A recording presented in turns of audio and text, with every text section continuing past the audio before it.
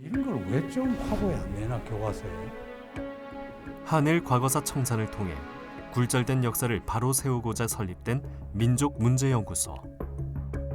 문학평론가 임원영 씨는 2003년부터 소장을 맡아 일제강점기 때 친일파들의 반민족 행위를 역사에 남기기 위해 친일 인명사전 발간을 주도했습니다. 임헌영 씨의 아내 소설가 고경숙 씨는 등단 후 32년 만에 출간한 장편소설 별들의 감옥을 통해 박정희 유신 정권부터 전두환 독재 시기까지의 민주투사들이 겪어야만 했던 애환을 생생하게 담아냈습니다. 40여 년 전 이들 부부가 겪었던 사건 속으로 들어가 봅니다.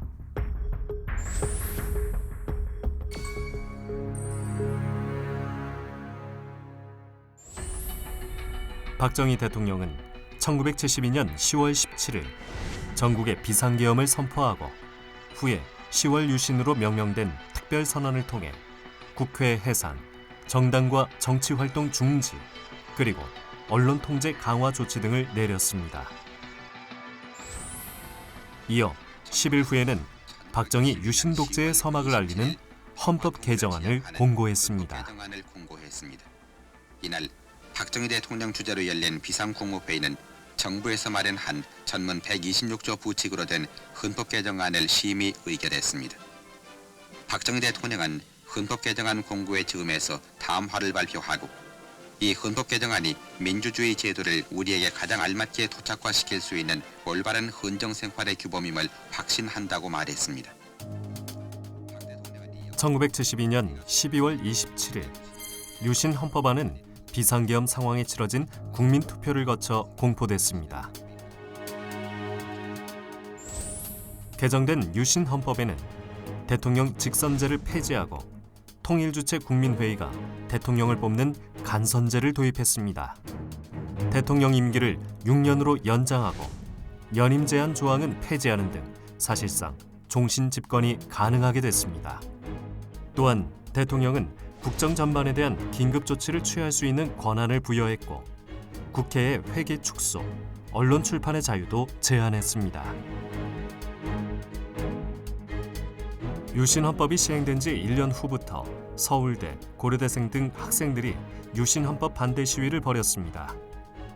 이어 1973년 12월 24일 장준하, 백기환, 함석헌 등 재야 인사 30여 명이 유신헌법 개헌 청원 100만인 서명운동을 시작했고 서명운동 열흘 만에 30여 명의 국민들이 참여했습니다. 이에 박정희 대통령은 12월 29일 개헌 서명운동을 즉각 중지할 것을 경고했습니다. 하지만 유신 헌법을 바꾸기 위한 투쟁은 전혀 위축되지 않았습니다. 1974년 1월 7일 당시 YWCA 지하에 있는 코스모폴리탄 다방에서 소설가 이호철, 문학평론가 구중서, 임원영 등 문인 61명이 유신헌법 개헌 지지 선언을 발표했습니다. 소설, 시, 평론 등 다양한 작품을 통해 대중적인 인기를 얻고 있는 문인들의 개헌 지지 선언은 유신 독재 정권에겐 큰 부담으로 작용했습니다. 우리 국민 총의에 의하여 제정된 헌정 질서를 유지하고 나라의 안정을 위하여 1월 8일 박정희 대통령은 헌법 제53조에 의한 대통령 긴급조치를 선포하여 대한민국 헌법을 부정, 반대, 왜곡 또는 비방하는 일체 행위를 금하고 헌법의 개정 또는 폐지를 주장하거나 발의, 제안, 청원하는 일체 행위를 금하며 유언비어를 날조 유포하는 일체 행위를 금한다고 밝혔습니다. 정부는 바로 다음 날인 1월 8일 긴급조치를 선포하고 비판의 목소리를 탄압하기 시작했습니다. 유신헌법 개헌운동 핵심적인 내용은 이제 그 직선제, 그러니까 대통령을 원래는 이제 국민이 직접 투표를 통해서 뽑을 수 있었는데 유신헌법을 통해서 통일주체 국민회의에 의한 간선제, 간접선거로 바꿔버렸거든요. 이런 부분들에 대해서도 좀 어쨌든 많이 붕괴한 게 아니었는가 이렇게 생각이 듭니다. 어떻게 보면 직선제, 간선제 부분, 뭐 이런 부분들, 뭐 대통령의 연임 부분, 뭐 언론의 자유, 표현의 자유 이런 부분들이 핵심적으로 연결돼 있던 것 같고 문인들이 나올 수밖에 없었던 상황이었던 것 같아요. 경기도 고양시.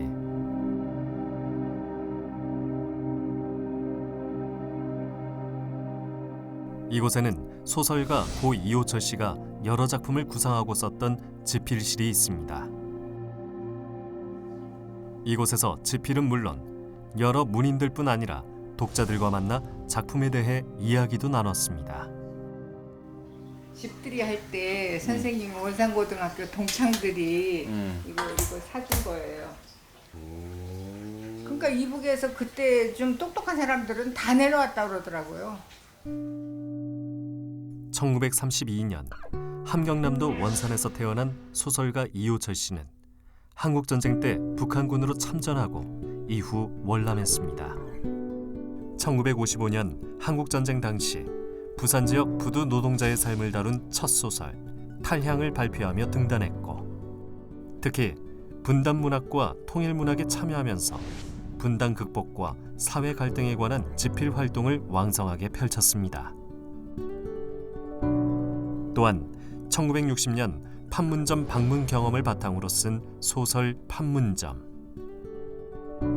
국군의 포로로 잡혀 현지에서 풀려나기까지의 체험을 담은 1996년 작품 남녘사람 북녘사람. 이호철 씨는 작가 생활 60여 년간 남북 분단의 아픔을 담은 소설 250여 편을 발표했습니다. 현대문학상, 동인문학상, 대한민국 문학상, 대산문학상과 독일에서 주는 국제학술, 예술교류 공로상인 프리드리히 슐러 메달도 수상했습니다. 유신 독재가 맹위를 떨쳤던 1970, 80년대에는 반독재 민주화 투쟁에도 앞장섰습니다.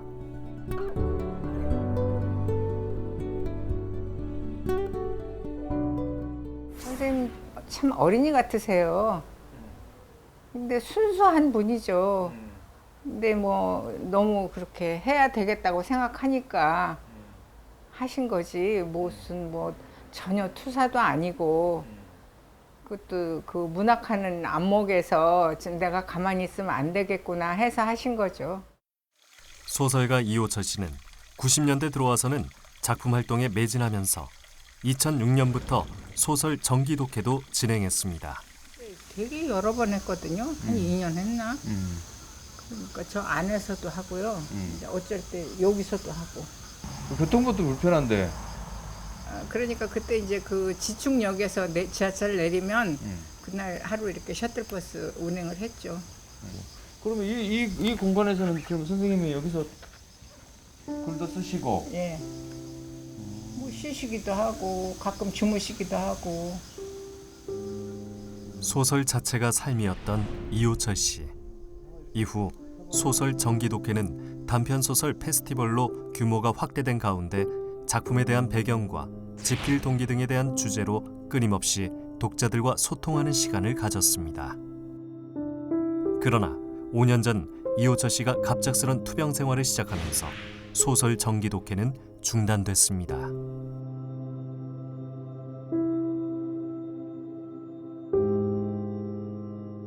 일년에 한 번씩 했었어요. 근데 이제 돌아가신 해에는 그걸 못했죠. 예산을 받아놨는데. 선생님이 하셔야 되니까. 예, 그래서 아마 제자들이 그 약식으로 했나 보더라고요. 그의 아내 조민자 씨는 40여 년 전 유신헌법 개헌을 주장한 유신 독재 정권의 문인들에 대한 혹독한 탄압을 아직도 잊을 수 없습니다. 문학인 시국선언 61명이 그 개헌 지지 시국성명을 하잖아요. 근데 그걸 내고 시국성명 내고 그 다음 날 아침부터 경찰에서 가택연금을 하더라고요. 그러니까 그 경찰이 와서 뭐 어디 나갈 수도 없고 집에 우리랑 같이 살았어요. 한 일주일 그렇게 가택연금 하더니 그다음에 연행해가고 한 열흘 가서 취조받고 그러고 이제 구치소로 가셨죠. 한편 참여문학 2세대로 불리는 문학평론가 임원영 씨도 문인 60일인 개헌지지 선언에 참여하는 등 유신헌법 반대 투쟁 전면에 나섰습니다. 참여문학이란 사회 현실에 관심을 갖고 사회 문제 해결에 참여해야 한다는 입장을 주장하는 문학을 말하는데요. 임원영 씨는 민족 통일과 민주주의를 지향하면서 반독재와 민주화를 위해 목소리를 꾸준하게 높여왔습니다. 10월 유신의 나고부터 내가 내던 잡지 그 다리지라는 그 김상현 의원이 하는 그 다리지라는 잡지는 그 당시에 그야말로 김상현 의원이 DJ 대통령 만들기 위해서 내는 잡지다. 완전히 야당이죠. 그 실제로 그 당시 이제 70년대 초기에 60년대 말 70년대 초기에 가장 비판적인 잡지가 3가지가 있습니다. 함석헌 선생이 냈던 씨앗의 소리, 그 다음에 우리 월간 다리, 그 다음에는 가톨릭에서 냈던 창조, 이 3잡지가 그때 비판적인 잡지였거든요. 박정희 유신 정권은 민주적인 정치 참여에 대한 국민의 기본권을 제한하고 오직 장기 집권을 위한 권위주의 체제를 굳건하게 하는 데 열을 올렸습니다. 특히 창작의 자유를 제한받는 문인들에게는 결코 받아들일 수 없는 환경이었습니다. 70년대 들어서면은 10월 17일 그 박정희 선포 이후부터 그 이 문단 풍토가 달라져 버려요. 아, 이건 좀 너무하다, 말도 안 된다. 그 지식인들은 겉으로는 그래 말은 못하지만 속으로는 다 그런데 공감을 합니다. 당시 문학 활동을 활발하게 펼쳤던 현직 교수들은 비록 직접 서명에 참여하지는 못했지만 유신헌법 개헌을 지지하는 문인들과 뜻을 함께했습니다. 구매할 행사를 코로나 때문에 밀려서 대학에서 정년 퇴임한 문학평론가 김우종은 참여문학 1세대로 90이 넘은 나이에도 개간 문예지 창작 산맥을 발행하며 왕성한 활동을 펼치고 있는데요. 주로 이 창작 산맥에서 지향하고 있는 우리 사회의 사랑과 평화 운동, 여기에 맞는 그림이 제일 중요한 거거든. 그래, 그 중에서 창작 산맥은 국정 국어 교과서에 친일 작가 작품이 게재되지 않도록 노력하고 있을 뿐만 아니라 윤동주 기념 활동을 지속적으로 해오면서 한국 문학 발전에 기여하고 있습니다. 참여문학 운동이 일어나기 전까지는 그런 걸 주장을 하는 평론은 없었어요. 그래요. 본격적으로 참여문학 운동을 이론적으로 전개한 건 60년대 바로 초입니다. 그리고 그것이 아주 확산된 계기는 아무래도 문예지보다는 동아일보라는 것도 대중매체에 나가니까 그게 커집니다. 그것이 63년도 순수 문학을 때리는 걸로 나가면서 참여를 해야 된다 이렇게 나가는데 그 뒤로 그 많은 사람들이 논쟁에 참여하는 거 산발적으로 그런 종합지나 이런 데 했지만은 좀 더 본격적으로 그쪽에 이론, 그쪽에 그 작품들이 발표되기 시작한 것은 백낙청이 만든 창작가 비평이에요. 참여 문학론자들의 전통적인 순수 문학에 대한 비판은 1960년대 들어와서 활발해졌는데요. 문학평론가 김우종 씨는 1957년 문예지 현대문학에 은유법 농구와 이상론을 발표하면서 등단한 이래 지금까지 60여 년간 참여문학 확산에 기여하고 있습니다. 특히 2012년에 발간한 서정주의 음모와 윤동주의 눈물은 서정주 문학의 친일 사상을 고발한 것으로 큰 화제를 모았습니다. 그는 평론뿐만 아니라 에세이도 발간했는데요. 특히 내일이 오는 길목에서는 1960년대 후반 최고의 판매 부수를 기록했습니다. 그러나 유신 독재 정권의 탄압의 칼날을 피할 수는 없었습니다. 계절학기의 강좌 때문에 강의를 하는 도중에 2시간 연속인데 1시간 하고 난 다음에 잠시 목을 축이려고 바로 옆방으로 이제 들어갔어요. 바로 옆에 딱 붙은 방으로 들어갔더니 두 남자가 나보다 좀 키가 크고 힘이 세 보이는 두 남자가 양쪽을 팔을 딱 끼더니 잠깐 갑시다 했어요. 그래, 이게 그 당시에도 뭐 문인들은 더러 비판적인 소리를 하면은 자꾸 좀 걸려든다는 얘기를 듣고 있었기 때문에 이 사람들이구나 하고 아무 소리 하지 말고 잠깐이면 되니까 갑시다 하고 계단을 내려왔더니 바로 거기 본관 앞에 검은 집차가 있습니다. 집차 속에 쳐넣어진 거죠. 1974년 1월 중순 문인 61인의 개헌지지 서명 이후 국군 보안사는 소설가 이호철, 정을병 그리고 문학평론가 임원영, 김우종, 장병희 등 5명의 문인들을 서울 용산에 위치한 서빙고 보안사 대공분실로 불법 연행했습니다. 국군 보안사는 국방 관련 기밀 보안 업무를 수행하는 군 수사정보기관으로 민간인의 연행은 엄연한 위법이었습니다. 제일 먼저 왔어요. 제일 먼저 오고 우리 집에 왔는 걸 난 도망가버렸어요. 도망가서 한 4일인가 다니다가 당시 이호철 씨는 경찰의 가택연금 상태에서 국군 보안사에 연행됐고 긴급 조치가 선포되자 임원영 씨는 몸을 피했습니다. 기싸대기를 먼저 붙이는 거예요. 딱 한 대 때리면서 정신 차리라고. 여기가 지금 그렇게 따지고 덤비는 데가 아니라 그러면서 아는 거 다 말하고 그러면 빨리 나가고 말 안 하고 이런 식으로 나오면 며칠 걸릴지도 모른다 그래요. 어린아이와 할머니만 집에 있는 상황에서 국군 보안사는 임원영 씨 대신 그의 아내 고경숙 씨를 연행했고 3박 4일간 온갖 고초를 당했습니다. 자기들은 교대에 가면서 밤에 늦게까지도 이 사람이 들어왔다 저 사람이 들어왔다 그러면서 똑같은 거 계속 물어봐요. 그 편차를 찾아내려고 그러는 것 같아요. 그 차이. 처음에는 뭐라고 그랬는데 이번에는 뭐라고 그러나 그 차이. 그리고 계속 써요. 계속 쓰라 그래요. 그래서 아마 제가 나올 때까지 3박 4일 그러니까 17일 저녁까지 있었는데 그때까지 아마 한 200장은 썼을 거예요. 아내의 연행 소식을 들은 임원영 씨는 결국 1월 17일 저녁 서빙고 대공분실에 끌려왔습니다.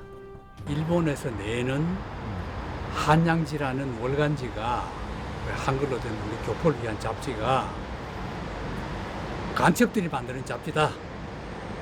말하자면 제일 조청년 공작원이다는 전제하에서 그 공작원들을 우리가 만나서 여행 안내를 받고 식사 대접을 받고 원고를 받고 글을 쓰고 했으니까 그 국가보안법과 방공법 위반이죠.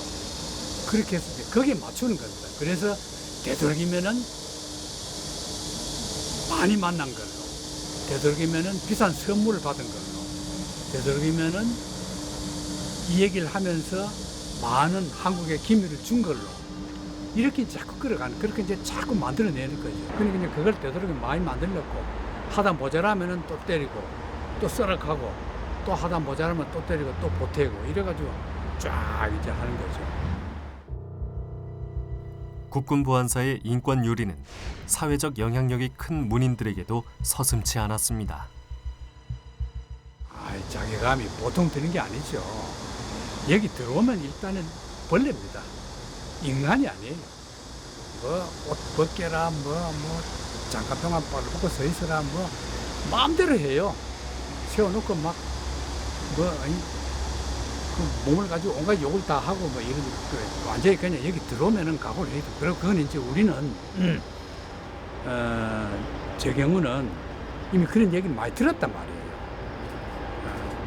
이미 듣고 알고 있었거든요. 국군 보안사는 인간의 존엄성을 짓밟는 행위뿐만 아니라 각본을 짜놓고 조작도 서슴지 않았습니다.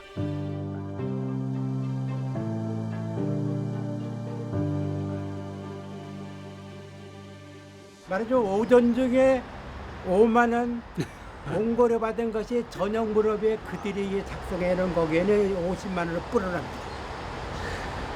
그리고 밤잠도 못 자고 그래 놓고 아침에 다시 시작이 됐는데 전날 저녁 때 조사한 그걸 다 펼쳐놓고 이거 고쳐야겠습니다. 50만 원은 100만 원으로 고칩시다. 자기 야단 맞았습니다. 그러는 거예요, 수사관이.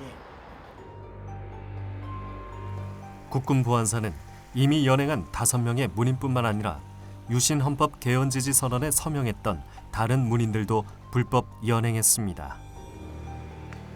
당시 문학평론가 구중서 씨는 임원영 씨와 더불어 60년대 참여문학 운동을 적극적으로 벌였습니다.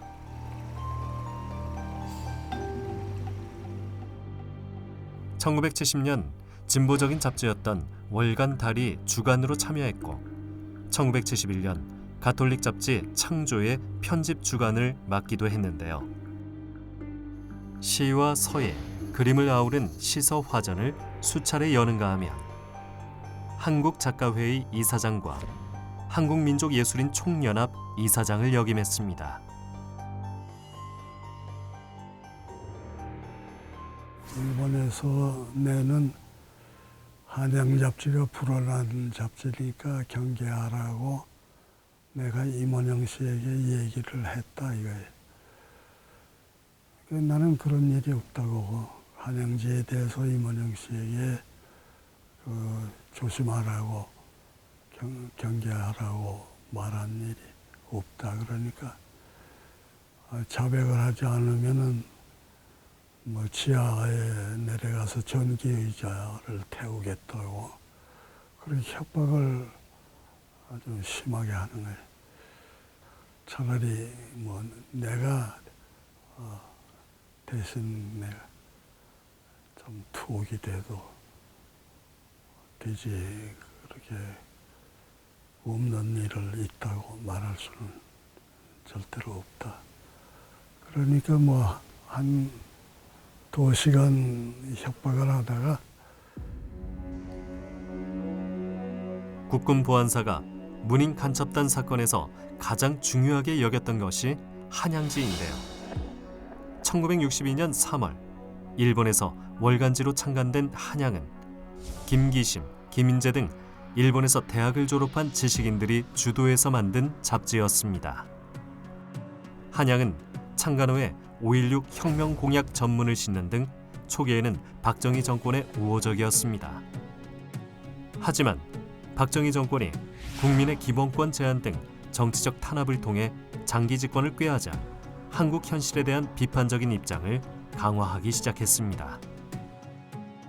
일본에서 간행되다 보니까 한일 관계라든지 조금 더 객관화된 시선으로 한국 정치를 바라보고 또 한국 민주화에 관련된 글들이 실립니다. 사실 이 잡지는 오로지 뭐 민주화, 진보 이런 내용만 실린 건 아니에요. 한국 내에서 보수적이라고도 얘기할 수 있는 박종화, 백철, 뭐 김동리, 조현현 같은 사람도 직간접적으로 관계를 했던 잡지여서 두루 지식인 사회에 영향을 미치고 있었는데 내용적으로 일본에 있다 보니까 한국의 정치 현실이나 사회 현실에 대해서 조금 더 비판적일 수 있었고 당시 한양지는 보수와 진보를 아우르는 폭넓은 필진 구성으로 편향된 시각이 아닌 다양한 관점에서의 균형적인 목소리를 담아냈다는 평가를 받았습니다. 하지만 국군 보안사는 한양지를 간첩단 사건으로 조작하는 데 전면에 내세웠습니다. 많은 문인들이 참여했는데 유독 이 사람들만 특정해서 딴 사람들은 문제 안 삼고 이런 것 자체도 너무나 황당한 사건이었던 거로 봐고요. 저희들이 실제 조사해 봤더니 그 유죄 증거로 쓰였던 것들이 이제 뭐냐면 이 사람들이 뭐 이제 반국가 그 한양지의 어떤 그 발행인이나 편집인들이 반국가 단체인 조총련 이런들 북한의 어떤 대남 뭐 지령을 받은 어떤 공장원임을 알고 그 뭐 이제 이렇게 접촉을 하고 막 이렇게 했다는 건데 이것들을 입증할 자료가 뭐냐면 영사증명서라고 있어요. 그러니까 중앙정보부 요원이나 이런 부분들이 제일 대사관에 이제 영사로 파견돼서 이런 어떤 나름대로 활동을 하잖아요. 이 사람들이 풍문으로 이리저리 이제 어쨌든 듣고 적은 거예요. 그러니까 이게 팩트로 확인된 게 아니라 이거 자체가 어떤 유력한 그 유죄의 증거로 쓰였던 거가 좀 있었고요. 1974년 2월 5일 검찰은 이호철, 임원영 등 5명의 문인들을 문인 간첩단 사건으로 발표했습니다. 언론들은 이를 대서특필했습니다. 검찰은 한양지가 반국가 단체의 위장 기관지라는 점을 알면서도 원고를 게재하고 원고료를 받는 등 회합했다는 혐의를 씌웠고 카메라, 녹음기, 라디오 등을 증거물로 압수했습니다. 그 서빙고로 또 데리고 갔어요, 저를요. 확인서를 쓰라고.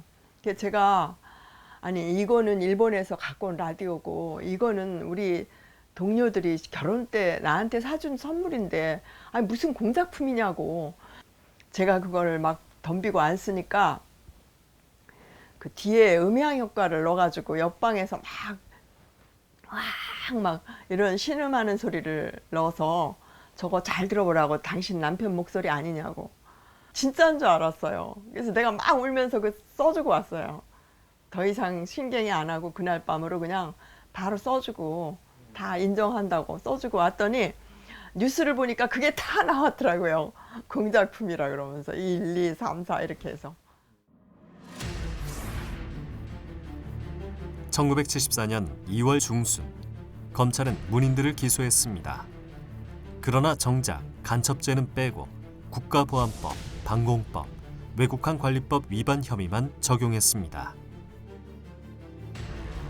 문인들은 검찰에서 조사받는 기간에도 몇 차례에 걸쳐 국군보안사 대공분실로 끌려가 협박을 받았습니다. 이후 법원 재판을 통해 정을병 씨는 무죄를 선고받았고 이호철, 임원영, 김우종, 장병희 씨 등은 집행유예를 선고받았습니다.